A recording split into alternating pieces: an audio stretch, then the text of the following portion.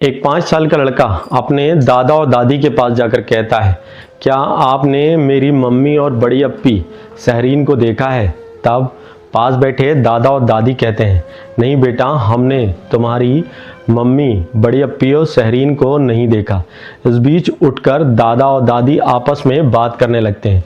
दादी कहती हैं, कई दिन हो गए, इनकी मम्मी सहरीन और बड़ी अप्पी यहाँ पर भी नहीं आई।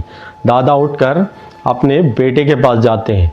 बेटे का नाम फारूक होता है और फारूक से जाकर कहते हैं कि आज तुम्हारा बेटा आया था और वो कह रहा था मम्मी सहरीन और बड़ी अप्पी नहीं मिल रही हैं। इस बीच फारूक अपने पिता यानी कि दाऊद से कहते हैं, मैंने उन लोगों को शामली भेजा है। घर में कुछ काम चल रहा था जिसके चलते वो लोग शामली चले गए हैं। पिता को फारूक की बात पर यकीन नहीं होता है। पुलिस पूछताछ करती है, तब पूछताछ में पता चलता है कि उस दिन एक शख्स का कत्ल नहीं हुआ बल्कि 2 अन्य बच्चियों का भी कत्ल हुआ था, जिसकी कहानी लिखी गई। नमस्कार, आदाब, मेरा नाम है मुनीब जैदी और आप देख रहे हैं रियल फाइल। रियल फाइल की आज की खास पेशकश में आज की कहानी है उत्तर प्रदेश के शामली की। ये कहानी है उत्तर प्रदेश के शामली की। थाना लगता है कांदला, इसके अलावा गांव लगता है गड़ी दौलत।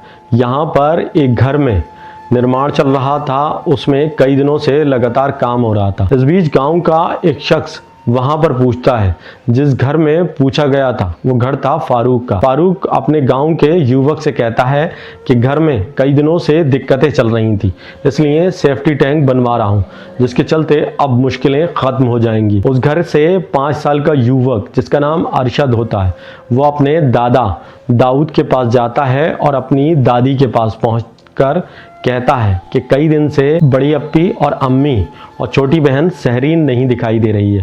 वो लगातार उन लोगों को ढूंढ रहा है, लेकिन उनका कहीं भी पता नहीं चल रहा है। वो अपने पिता से कहता है तो पिता भी उसके यही कह देते हैं कि अभी वो यहीं पर गई हैं, थोड़ी देर में आ जाएंगी, लेकिन उसकी मम्मी नज़र नहीं आ रही। इस बीच दाऊद अपने बेटे फारूक के पास पहुंचते हैं और कहते हैं कि वो कह रहा है कि ताहिरा और आफरीन और सहरीन मिल नहीं रही हैं।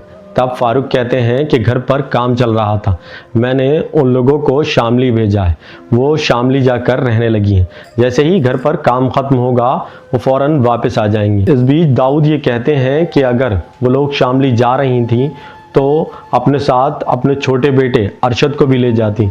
अरशद परेशान हो रहा है, वो लगातार लोगों से पूछ रहा है। इस बीच फारूक दाऊद की बातों का जवाब नहीं देता है, जिसके बाद दाऊद थोड़े से खामोश हो जाते हैं और वो सोचने लगते हैं कि आखिर ताहिरा बिना बताए कैसे जा सकती है। उनको महसूस होने लगा था कि कहीं कुछ दाल में काला ज़रूर है।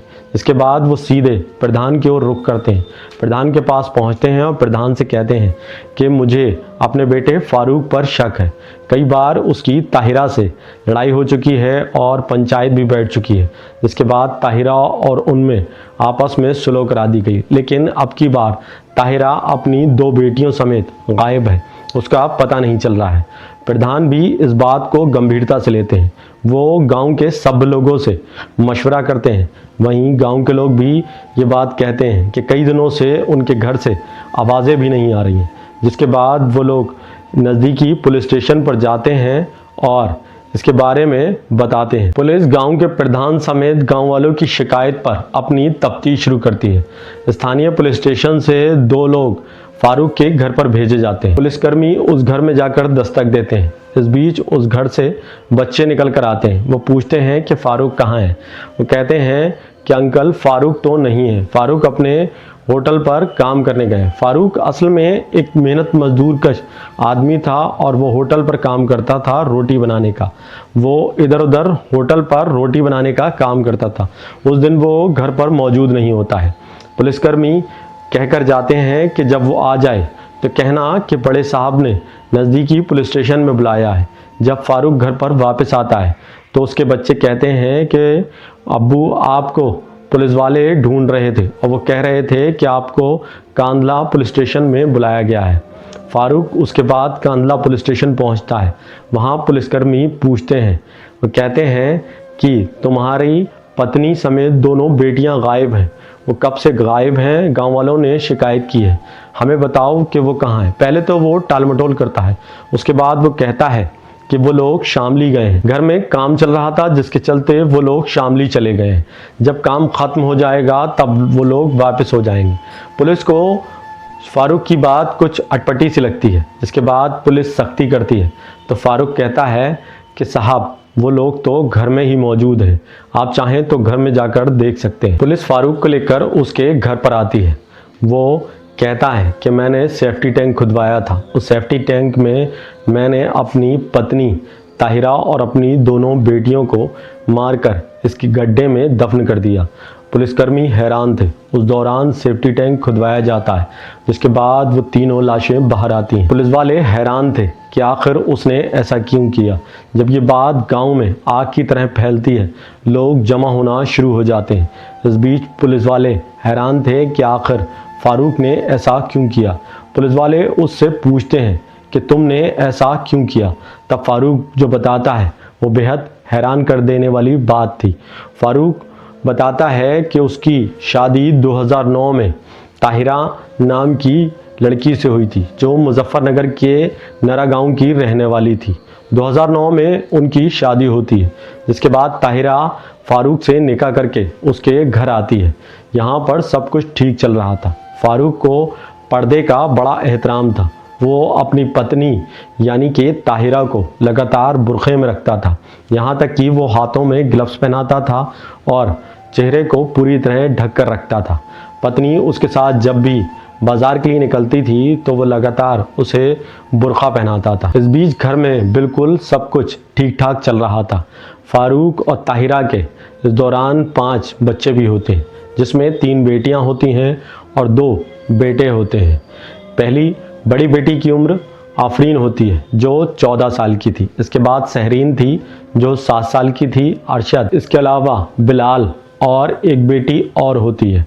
फ़िलहाल लोगों की ज़िंदगी ठीक ठाक कट रही थी, लेकिन फ़ारूक लगातार अपनी बेटियों को स्कूल में पढ़ने भी नहीं भेजता है और ना ही अपनी पत्नी ताहिरा को किसी से मिलने देता है।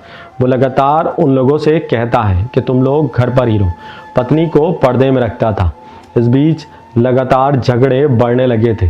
पत्नी ये कहती थी कि ना तुम हमें कहीं घुमाने ले जाते हो और ना ही कहीं किसी से मिलवाने ले जाते हो। जब घर में कोई शख्स आता है तो तुम मुझे पर्दे में कर देते हो और बच्चों को भी स्कूल नहीं भेजते हो। लगातार उन लोगों में झगड़े होने लगे थे। एक दिन झगड़ा होता है, तब झगड़ा इतना बढ़ जाता है कि पत्नी ताहिरा गुस्से में आकर अपनी छोटी बेटी को गोद में उठाती है और अपने मायके चली जाती है। मायके में जाने के बाद वो फिर वापस नहीं आती। इस दौरान वो बिना बुरखे के घर से बाहर निकलती है। इस बीच फ़ारूक ये देखकर गुस्से में था।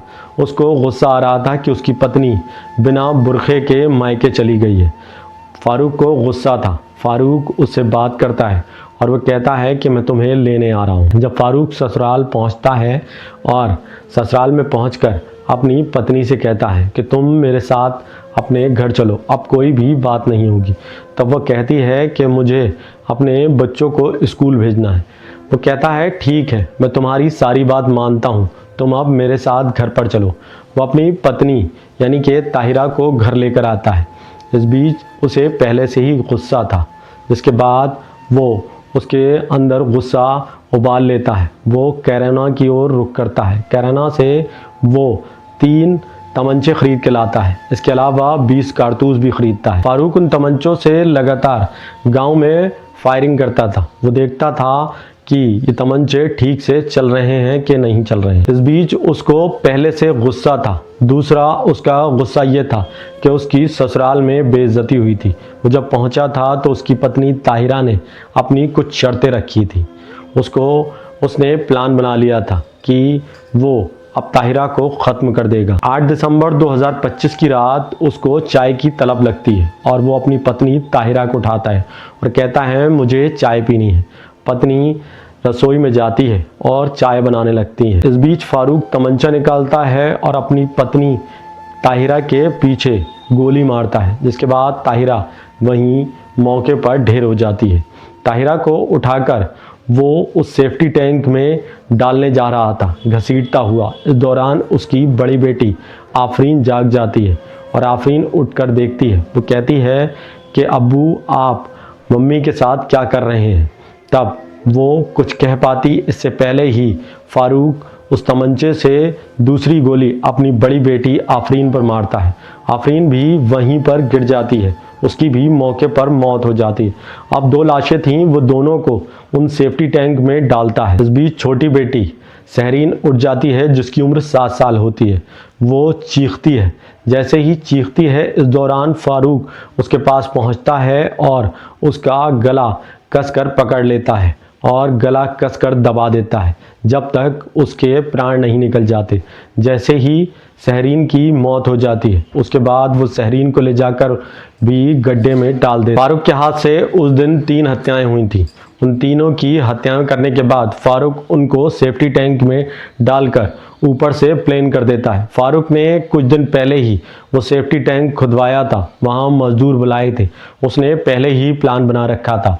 उसने तकरीबन 7 फीट गहरा गड्ढा खुदवाया था, जिसके बाद उसने अपनी पत्नी ताहिरा और अपनी बड़ी बेटी आफरीन और उसके बाद सहरीन को उस गड्ढे के अंदर दफन कर दिया और उसके ऊपर से मिट्टी डालकर बिल्कुल प्लेन कर दिया था ताकि लोगों को शक ना हो। वहीं पुलिस ने आखिरकार फारूक को गिरफ्तार कर लिया और उसको गिरफ्तार करके जेल भेज दिया। इस कहानी का उद्देश्य किसी के दिल को ठेस पहुंचाना नहीं, बल्कि लोगों को जागरूक करना है। इसलिए सतर्क रहें, सावधान रहें। मिलते हैं अगली कहानी में रियल फाइल्स के साथ। तब तक